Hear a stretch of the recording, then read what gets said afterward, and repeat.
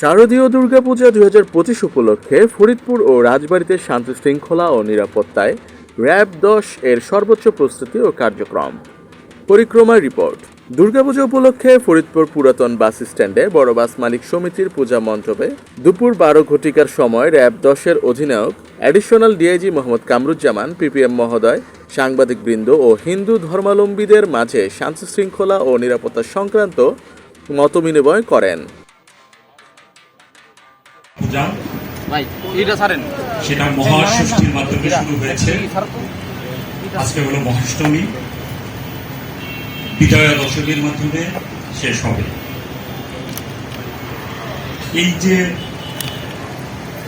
প্রক্রিয়া 5 দিনের, সেটা হিন্দু সম্প্রদায়ের ভাই বোনেরা যাতে নিরাপদে নিরবিচ্ছিন্নভাবে সম্পন্ন করতে পারে, তার জন্য অন্যান্য আইন শৃঙ্খলা রক্ষাকারী বাহিনী, পুলিশ, সেনাবাহিনী, বিজিবি, আনসার সবার পাশাপাশি র্যাপিড অ্যাকশন ব্যাটালিয়ন 3 স্তরে নিরাপত্তা ব্যবস্থা গ্রহণ করেছে।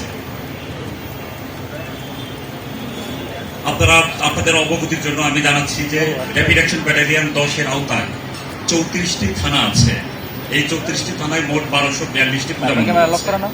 তার মধ্যে আমি যেটা দেখেছি যে ফরিদপুর জেলাতেই আছে 757টি পূজা মণ্ডপ। অর্থাৎ ফরিদপুর জেলাটা কিন্তু খুবই গুরুত্বপূর্ণ। এখানে অনেক সংখ্যক পূজা মণ্ডপ আছে। এখানে আমি যে নিরাপত্তার বিষয়ে যেটা বলছিলাম, যে আমাদের একটা প্রথম স্তরের নিরাপত্তা সেটা হলো আমাদের যে পেট্রোল টিম,